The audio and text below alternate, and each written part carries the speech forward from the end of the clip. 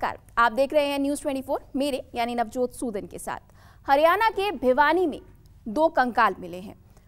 कंकाल कांड का सच क्या है? 2 मुस्लिमों को जलाए जाने पर सियासत अब गर्म हो गई है। ओवैसी ने हत्या का आरोपी मनु मनेसर पर लगाया और उस पर इल्जाम लगाया और कहा है कि वो बीजेपी का हीरो है, इसलिए उस पर हरियाणा सरकार कार्रवाई नहीं कर रही है। तो बीजेपी पूरे मामले की सही जांच और दोषियों को जल्द से जल्द गिरफ्तार करने का दावा कर रही है। इस बीच कांग्रेस भी इस मामले में सरकार पर लीपापोती का आरोप लगा रही है। इस मामले में 5 लोगों पर आरोप लग रहा है, जिसकी छानबीन में पुलिस जुटी हुई है। सच्चाई क्या है ये देखना होगा, लेकिन इस बीच कहीं ना कहीं पूरे मामले में अब सियासत तेज हो गई है। जानते हैं हमारे सहयोगी विमल कुमार जो इस वक्त भिवानी में है, क्या कुछ स्थिति है, क्या कुछ लोगों का कहना है। आइए सीधा चलते हैं उनके पास। जी विमल, जिस तरह से अब ये पूरा मामला सियासी रंग लेता नजर आ रहा है, क्या कुछ अपडेट है? इसमें जो हालात हैं जी बिल्कुल, देखिए भिवानी में जो अभी तक जो है इन्वेस्टिगेशन लगातार चल रही है। पुलिस के आला अधिकारी यहाँ पर पहुँचे हैं और मैं आपको एक जगह बताऊँ, ये बरवास गांव है भिवानी के लोहारू तहसील का। और सबसे पहले इस गांव को समझाने के लिए मैं इस जो ये स्पॉट है जहाँ पर आप ये जले हुए टुकड़े देख रहे हैं, टायर के जले हुए टुकड़े देख रहे हैं, जले हुए के निशान देख रहे हैं जगह जगह, ये पूरा रास्ता मैं आपको दिखाऊँ। ये रास्ता वो है जिसके आसपास चारों तरफ करीब 1100 बीघे का ये गौचर भूमि है, यानी कि जहाँ पर गाँव के जो ग्रामीण हैं या आसपास के जो लोग हैं वो अपने पशुओं को लाते हैं चराने के लिए।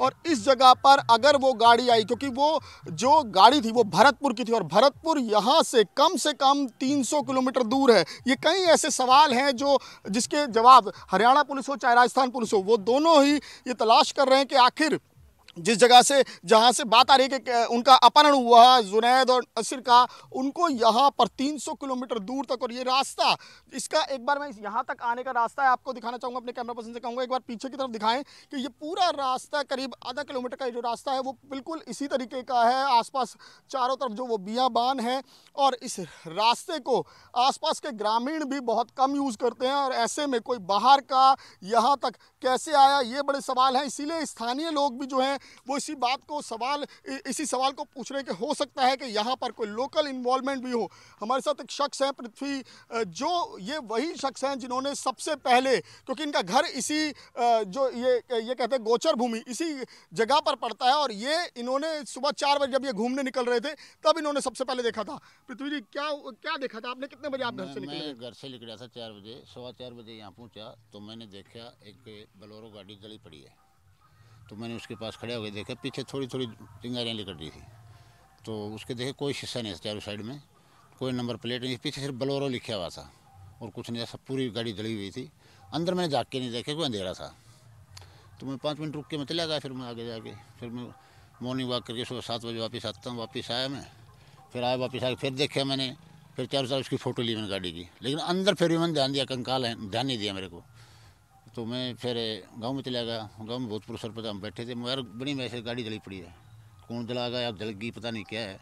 इधर हम 2 बच्चों को, मेरे बेटा और दौड़ के आ गए, उनका फ़ोन आया, पापा इसमें 2 लाश पड़ी हैं। फिर हम वहाँ से आए, फिर आगे 12 नंबर वो बेटे ने फ़ोन किया, 112 नंबर पर, वो PCR आ गई। फिर पुलिस प्रशासन आ गया, सब कुछ आ गया यहाँ। तो उसमें सबसे बात भाई साहब ये है कि हमारा जो गांव बताते हैं कि फिर जो उधर का ही घटना है, हमारा गांव वहाँ से 300-350 किलोमीटर पड़ता है। हमारी बनी क्यों चुनी गई? क्या आसपास का कोई आदमी उसमें शामिल तो नहीं है?